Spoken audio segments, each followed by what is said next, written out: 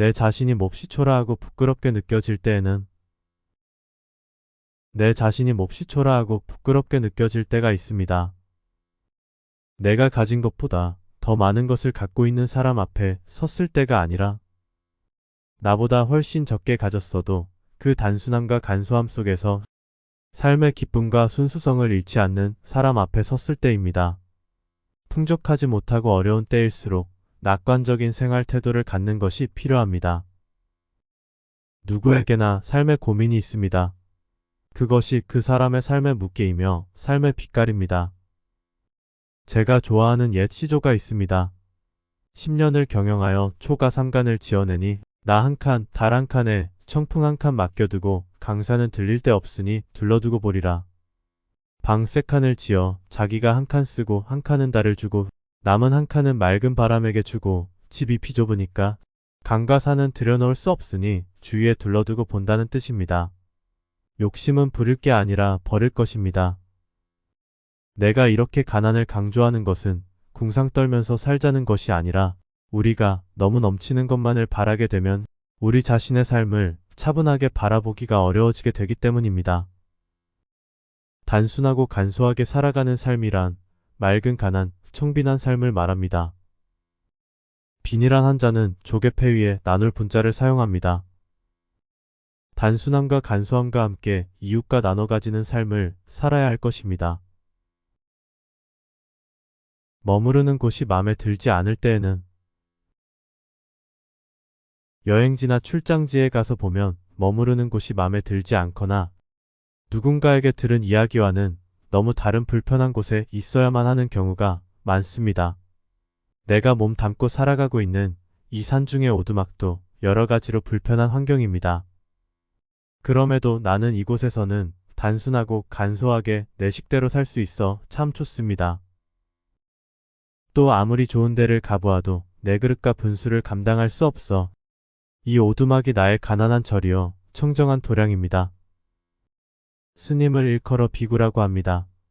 비구 본래의 뜻은 거지를 말함이라 거지들이 득실거리는 사찰이야말로 진정한 수행 도량이라고 생각합니다. 제가 인도에 처음 참배하러 가서 기차 입석을 타고 온밤 새워 간 일이 있습니다. 통로까지 사람들이 꽉 들어차서 저는 화장실 출입구 앞에 서서 밤을 지새며 서서 가다 보니 역겨운 냄새와 화장실 안에서의 소리로 화가 치밀어 오르고 마음을 주체할 수 없었습니다. 그러다 옛날 스님들은 며칠을 오로지 걸어서 2, 3학기를 건너 참배하였을 텐데 또 그 열차 안에 인도 사람들은 아무렇지도 않게 겪는 일을 내가 못할 게 무엇인가 생각하니 그 화장실 앞이 그 어떤 성지보다 평온하고 맑은 도량이 되었습니다. 사람은 마음먹기에 따라서 지옥이 천당으로도 변하고 천당이 지옥으로도 변하나 봅니다. 소중한 것을 도둑 맞았을 때에는 인도 불교학자가 남긴 말입니다. 소중한 것을 도둑 맞았을 때에는 항상 만족해 있는 사람이라면 그가 가진 모든 것을 도둑 맞는다 할지라도 그는 스스로 부자로 여길 것이다. 그러나 만족할 줄 모른다면 아무리 부자일지라도 그는 돈과 재산의 노예일 뿐이다. 라고. 오늘날 우리는 무엇을 가지고도 만족할 줄 모릅니다. 작은 것과 적은 것에서 오는 아름다움과 살뜰함, 사랑스러움과 고마움을 잃어버렸습니다. 행복이란 것은 차 한 잔, 불어오는 봄바람, 무심히 피어있는 제비꽃, 다정한 친구의 목소리, 옛전 기억 속의 노래소리, 이런 일상적이고 사소한 데 있습니다. 필요에 따라 살되 욕망에 따라 살지는 말아야 합니다. 욕망은 분수 밖의 바람이고 필요는 생활의 기본 조건입니다. 하나가 필요할 때는 하나만 가져야지 둘을 갖게 되면 당초 그 하나만의 그 소중한 감정을 잃게 됩니다. 물건이란 어디에 보기 좋게 모셔놓아야 하는 것이 아니라 사람들이 살아가면서 필요로 하는 생활의 도구일 뿐입니다. 보다 단순하고 보다 간소하게 살 수 있도록 노력해야 합니다. 왜냐하면 이러한 단순함과 간소함이야말로 가진 것에 대한 집착에서 벗어나게 해주고 우리들의 마음을 보다 충만하게 해주기 때문입니다. 제가 좋아하는 말입니다. 마음이 충만한 사람은 행복하다. 하늘나라가 그들의 것이다. 남들이 나를 오해해서 너무 마음이 답답할 때에는 세상에서 대인관계처럼 복잡하고 미묘한 일이 또 있을까 합니다. 늘 이쪽 생각과는 다르게 엉뚱한 오해를 받아야 해서 자신을 이해시키고자 일상에 우리는 한가롭지 못합니다. 이해한다는 것이 진실한 것이라면 항상 변하지 않아야 할 텐데 번번이 오해의 구렁으로 떨어져 버리게 됩니다. 우리는 사실 서로 그저 이해하고 싶을 뿐이지 서로에 대해 온전히 이해하기란 참 어렵습니다. 왜냐하면 우리는 모두 타인이기 때문입니다. 사람들은 누구나 자기 나름의 이해를 하게 되고 이 자기 나름의 이해가 오해의 발판이 되는 것입니다. 녹색을 못 보는 생맹을 가진 사람이 빨간색을 못 보는 생맹을 향해 이 빨간색이 왜 보이지 않냐고 안다라는 것입니다. 사람들은 저마다 자기 중심적인 고정관념을 지니고 살게 마련입니다. 오해란 이해로 가는 단계의 상태입니다. 장애가 있어야 장애를 극복한 해탈이 있듯이 우리는 늘 오해하고 살아갈 수밖에 없다는 것을 알아야만 이해할 수 있게 됩니다. 온전한 이해라는 것은 그 어떤 관념에서가 아니라 살아있는 모든 이웃들에 대한 배려와 지혜의 눈을 통해서만 가능합니다. 우리 서로 같이 있으면서도 외로울 수밖에 없는 이유. 우리는 서로 타인이지만 믿고 의지할 사람을 가져야 합니다. 우리는 서로 다를 수밖에 없지만 서로 마음을 나눌 수 있어야 합니다. 제가 좋아하는 함석헌 선생님의 시 구절입니다. 그 사람을 그대는 가졌는가? 말리길 떠나는 날 아침 아내와 자식을 맡기고 마음 놓고 갈 그 사람을 그대는 가졌는가? 온 세상이 다 나를 버려 마음이 외로울 때 그래도 저 사람만은 하고 믿어주는 그 사람을 그대는 가졌는가?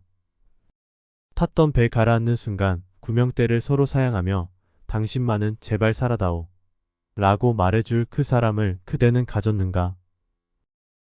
불의의 사형장에서 우리를 다 죽여도 저 사람만은 부디 살려달라고 일러줄 그 사람을 그대는 가졌는가? 이렇게 서로 믿고 의지할 사람이 있다면 그 사람은 하루하루를 보배롭게 살아갈 수 있을 것입니다. 나를 위해 그렇게 해줄 사람이 있어야 하듯 누군가에게는 내가 그런 사람이 될 수 있도록 노력해야 할 것입니다. 6월이 장미의 계절일 수만 없는 이유. 우리에게는 6월이 장미의 계절일 수만은 없습니다. 못다 핀 채 뚝뚝 져버린 젊음들이 그 젊은 넋들이 무수히 잠들어 있는 강 건너 마을 동작동. 거기에는 동족 간의 상잔으로 사상을 따지기에 앞서 치욕의 역사가 있습니다. 저는 때로는 우리 국회의사당과 행정부처가 이 국립묘지로 옮겨왔으면 하고 생각합니다. 그런 환경에서라면 정치의 탈을 쓴 흥정이나 음모가 부패나 부정이 그래도 체면을 차리지 않을까 하는 희망에서입니다. 몇 해 전에 의사당 안에서 팥갓 싸움터로 군대를 보내느냐 마느냐 하는 그 엄숙한 결단의 마당에서 민의를 대변한다는 어떤 손들은 꾸벅꾸벅 졸고 있었습니다. 아무리 자기 자신은 싸움터에 나가지 않는다고 이렇듯 소홀한 생명관리가 어디 있단 말입니까? 적어도 그들은 가부를 내리기 전에 이 침묵의 마을에 와야 했을 것입니다. 그 무수한 젊음들이 피를 뿌리며 숨져갈 때 부르짖던 마지막이 무엇이었던가를 귀 기울여 들어야 했습니다. 무심한 꽃은 핀다 하기로 6월이 장미의 계절일 수만은 없습니다. 아직도 우리 조국 산하에서는 꿈을 가질 수 없을 때에는 이전에는 꿈이 있었는데 하고 절망하거나 도대체 꿈이란 것을 가진 적이 있었나 하고 생각될 때가 많습니다. 꿈이란 것은 각박한 현실 속에서 늘 쫓고 쫓기면서 살아야 하는 사람들에게는 환상과 서정의 영역일 것입니다.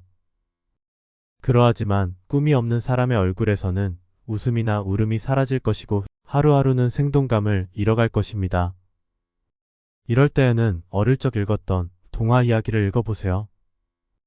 어린이들이나 읽을 그런 싱거운 것을 뭐하러 읽느냐고 하시겠지만 차디찬 통계 숫자 대신 아름다운 언어로 씌어진 동화를 읽는 동안 이전에 가졌었던 꿈도 떠오를 것이고 한결 마음이 훈훈해질 것입니다.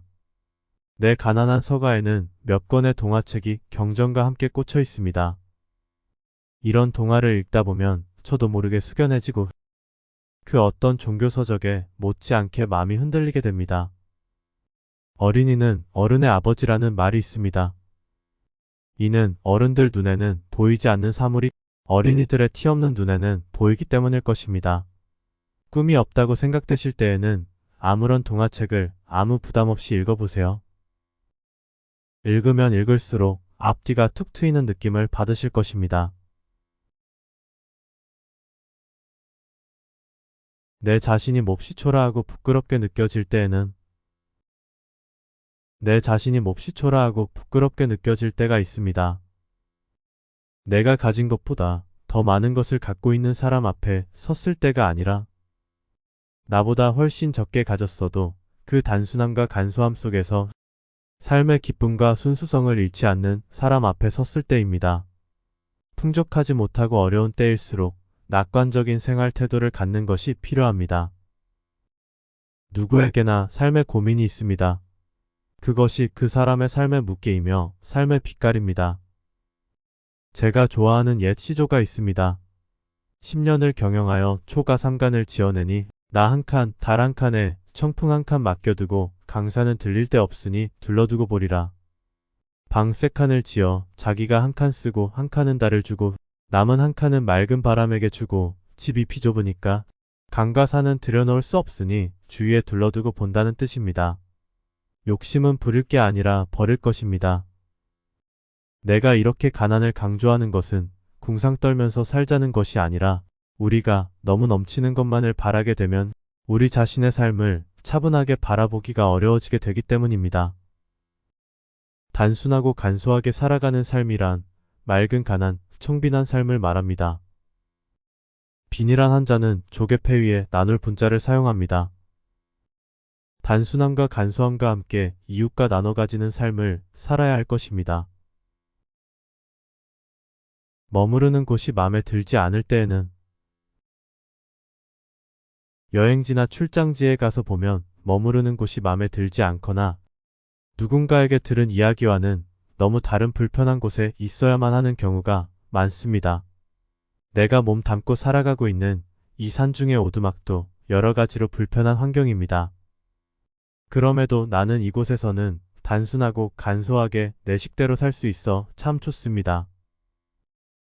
또 아무리 좋은 데를 가보아도 내 그릇과 분수를 감당할 수 없어 이 오두막이 나의 가난한 절이요 청정한 도량입니다. 스님을 일컬어 비구라고 합니다. 비구 본래의 뜻은 거지를 말함이라 거지들이 득실거리는 사찰이야말로 진정한 수행 도량이라고 생각합니다. 제가 인도에 처음 참배하러 가서 기차 입석을 타고 온밤 새워 간 일이 있습니다. 통로까지 사람들이 꽉 들어차서 저는 화장실 출입구 앞에 서서 밤을 지새며 서서 가다 보니 역겨운 냄새와 화장실 안에서의 소리로 화가 치밀어 오르고 마음을 주체할 수 없었습니다. 그러다 옛날 스님들은 며칠을 오로지 걸어서 2, 3학기를 건너 참배하였을 텐데 또 그 열차 안에 인도 사람들은 아무렇지도 않게 겪는 일을 내가 못할 게 무엇인가 생각하니 그 화장실 앞이 그 어떤 성지보다 평온하고 맑은 도량이 되었습니다. 사람은 마음먹기에 따라서 지옥이 천당으로도 변하고 천당이 지옥으로도 변하나 봅니다. 소중한 것을 도둑 맞았을 때에는 인도 불교학자가 남긴 말입니다. 소중한 것을 도둑 맞았을 때에는 항상 만족해 있는 사람이라면 그가 가진 모든 것을 도둑 맞는다 할지라도 그는 스스로 부자로 여길 것이다. 그러나 만족할 줄 모른다면 아무리 부자일지라도 그는 돈과 재산의 노예일 뿐이다. 라고. 오늘날 우리는 무엇을 가지고도 만족할 줄 모릅니다.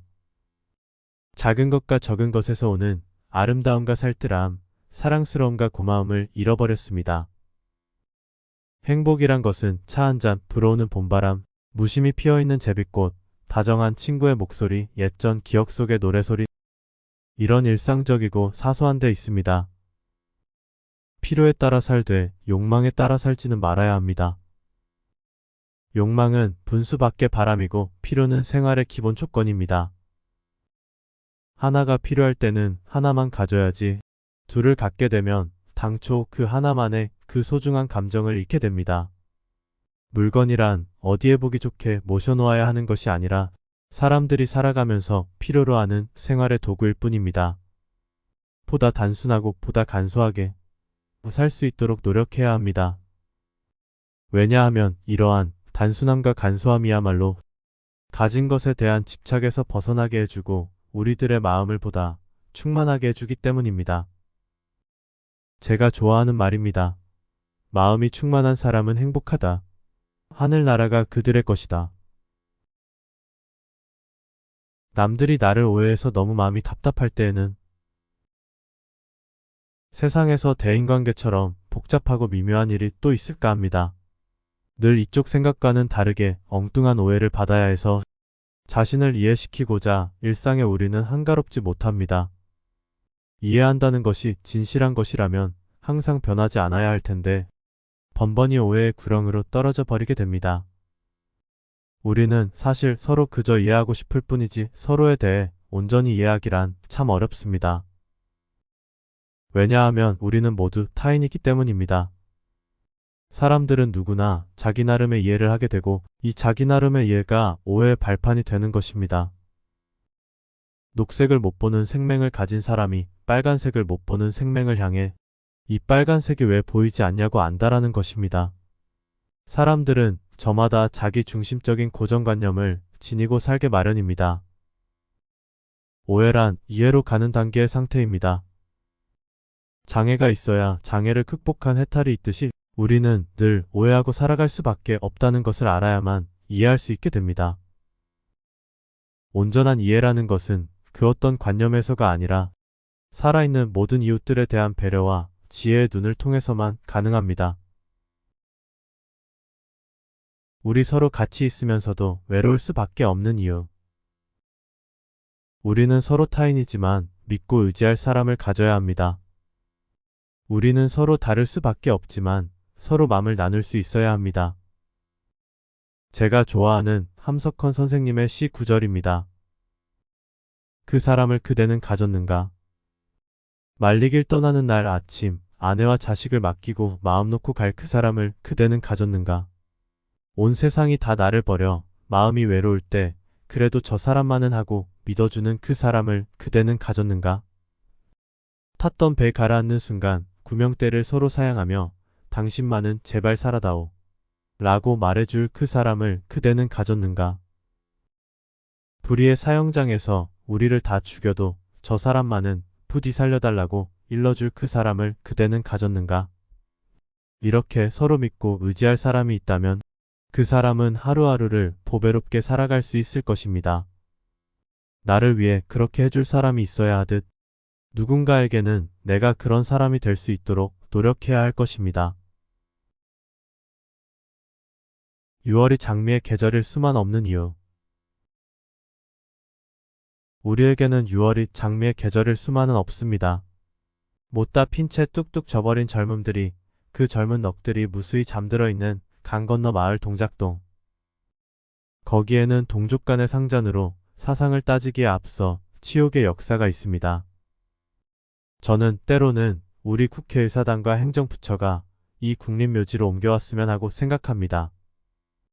그런 환경에서라면 정치에 탈을 쓴 흥정이나 음모가 부패나 부정이 그래도 체면을 차리지 않을까 하는 희망에서입니다. 몇 해 전에 의사당 안에서 팥갓 싸움터로 군대를 보내느냐 마느냐 하는 그 엄숙한 결단의 마당에서 민의를 대변한다는 어떤 손들은 꾸벅꾸벅 졸고 있었습니다. 아무리 자기 자신은 싸움터에 나가지 않는다고 이렇듯 소홀한 생명관리가 어디 있단 말입니까? 적어도 그들은 가부를 내리기 전에 이 침묵의 마을에 와야 했을 것입니다. 그 무수한 젊음들이 피를 뿌리며 숨져갈 때 부르짖던 마지막이 무엇이었던가를 귀 기울여 들어야 했습니다. 무심한 꽃은 핀다 하기로 6월이 장미의 계절일 수만은 없습니다. 아직도 우리 조국 산하에서는 꿈을 가질 수 없을 때에는 이전에는 꿈이 있었는데 하고 절망하거나 도대체 꿈이란 것을 가진 적이 있었나 하고 생각될 때가 많습니다. 꿈이란 것은 각박한 현실 속에서 늘 쫓고 쫓기면서 살아야 하는 사람들에게는 환상과 서정의 영역일 것입니다. 그러하지만 꿈이 없는 사람의 얼굴에서는 웃음이나 울음이 사라질 것이고 하루하루는 생동감을 잃어갈 것입니다. 이럴 때에는 어릴 적 읽었던 동화 이야기를 읽어보세요. 어린이들이나 읽을 그런 싱거운 것을 뭐하러 읽느냐고 하시겠지만 차디찬 통계 숫자 대신 아름다운 언어로 씌워진 동화를 읽는 동안 이전에 가졌었던 꿈도 떠오를 것이고 한결 마음이 훈훈해질 것입니다. 내 가난한 서가에는 몇 권의 동화책이 경전과 함께 꽂혀 있습니다. 이런 동화를 읽다 보면 저도 모르게 숙연해지고 그 어떤 종교서적에 못지않게 마음이 흔들리게 됩니다. 어린이는 어른의 아버지라는 말이 있습니다. 이는 어른들 눈에는 보이지 않는 사물이 어린이들의 티 없는 눈에는 보이기 때문일 것입니다.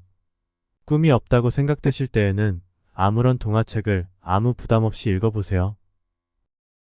읽으면 읽을수록 앞뒤가 툭 트이는 느낌을 받으실 것입니다. 내 자신이 몹시 초라하고 부끄럽게 느껴질 때에는 때가 있습니다. 내가 가진 것보다 더 많은 것을 갖고 있는 사람 앞에 섰을 때가 아니라 나보다 훨씬 적게 가졌어도 그 단순함과 간소함 속에서 삶의 기쁨과 순수성을 잃지 않는 사람 앞에 섰을 때입니다. 풍족하지 못하고 어려운 때일수록 낙관적인 생활 태도를 갖는 것이 필요합니다. 누구에게나 삶의 고민이 있습니다. 그것이 그 사람의 삶의 무게이며 삶의 빛깔입니다. 제가 좋아하는 옛 시조가 있습니다.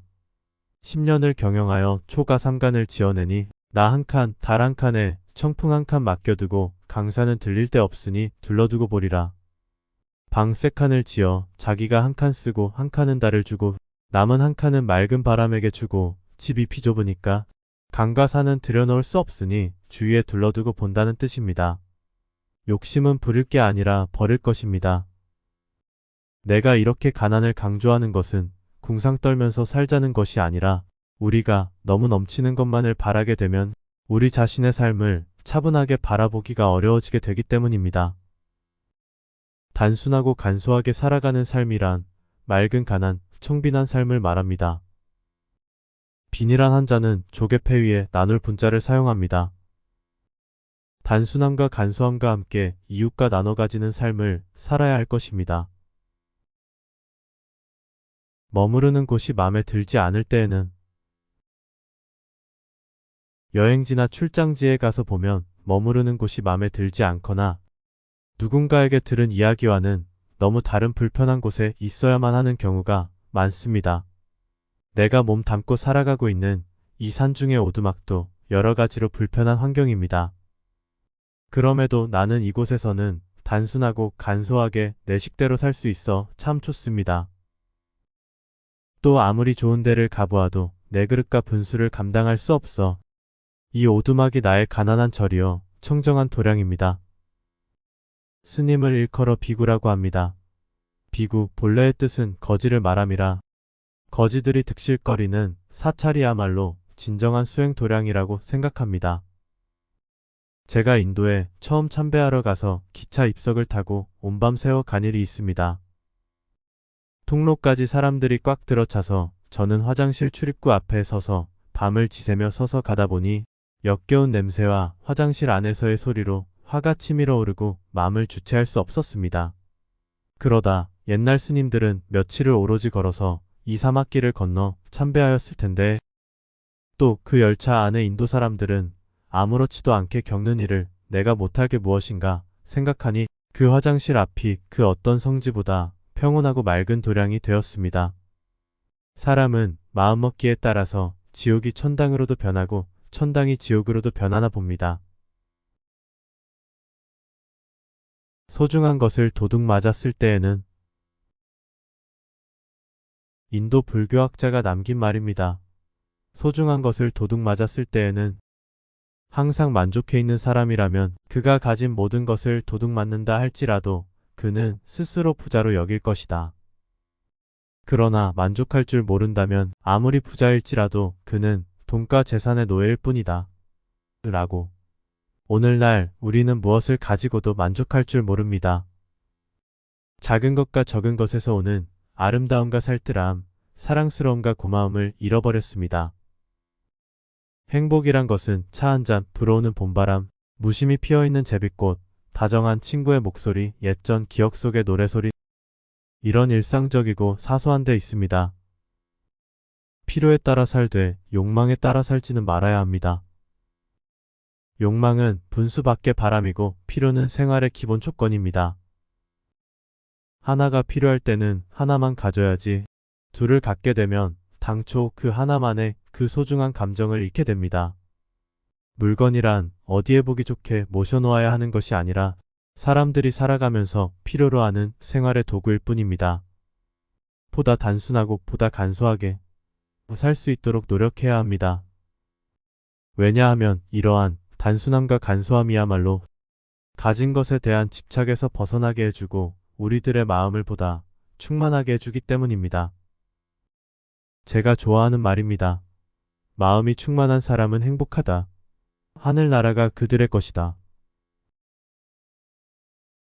남들이 나를 오해해서 너무 마음이 답답할 때에는 세상에서 대인관계처럼 복잡하고 미묘한 일이 또 있을까 합니다.